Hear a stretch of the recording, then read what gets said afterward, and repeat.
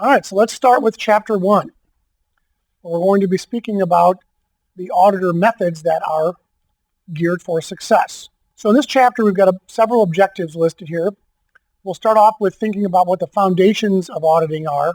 We'll look at the professional requirements for the auditor themselves. What kind of skills does the auditor need? The difference between discretionary and mandatory. That applies in several different contexts. In this case, we're talking about regulations, but it could be things like policies and procedures as well. We'll talk about that a little bit more. We'll look at different types of audits. Then we'll think about how the auditor communicates with the auditee. I kind of touched on that a little bit in the last section as far as the interrelationship between the auditor and the person that they're working with, or the persons that they're working with. The auditor also has some leadership aspects, even to the point of considering the auditor to be an executive position. So what kinds of priorities and planning are involved when you're in a leadership position? We'll look at those. And then lastly, we'll cover the structure of different types of corporations or organizations, whether it's a consulting firm, a privately held organization, a publicly held, or government organization. They all have their different aspects and considerations for how you deal with them and how they work internally. So why do we need a information system audit? Some of those questions are self-evident, right? We know that we've got different situations that are in place. For instance, going back from a period between 2002 and 2005, we've got a lot of different people that were caught doing something they shouldn't have been doing. 92 presidents of corporations were convicted of fraud. 86 CEOs, 40 CFOs, 98 vice presidents, even 17 attorneys were convicted of fraud. What does all this mean? It means that maybe in this day and age that there is perhaps a trend where more and more people that are in positions of power, that are letting a lot of money run through their hands, so to speak, are more tempted than ever before to try to take advantage of their position in order to enrich themselves or to enrich their friends.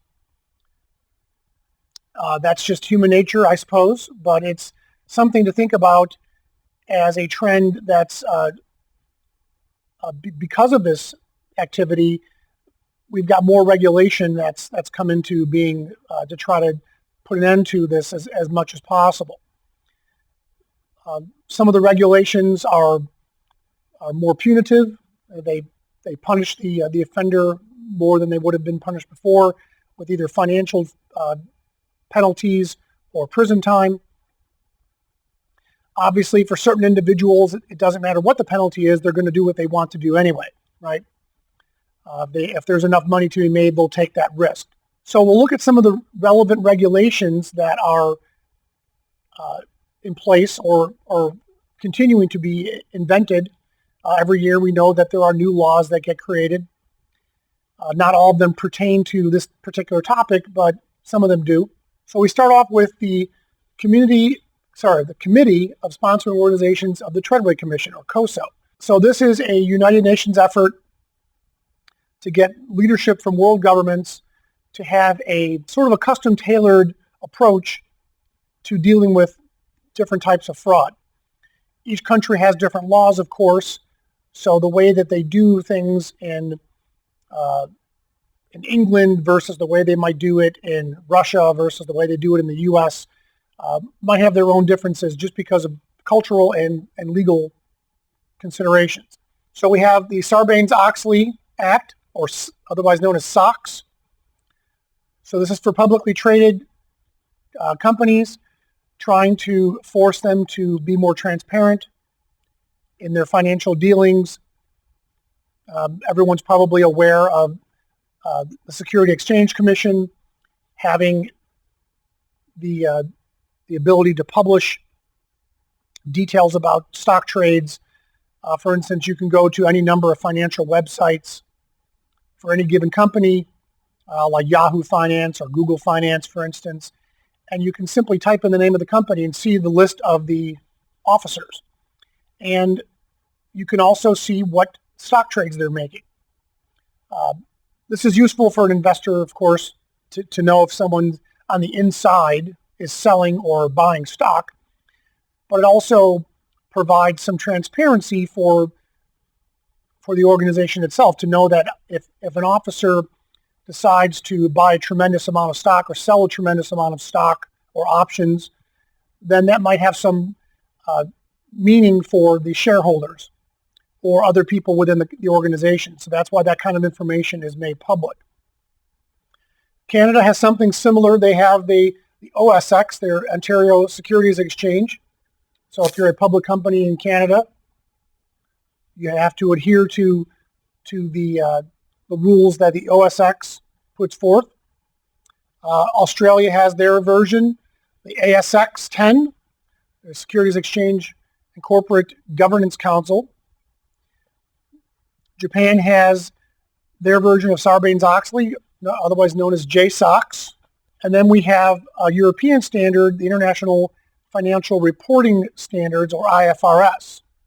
So this covers the European Union, Australia, Canada, Japan, Russia, and the U.S.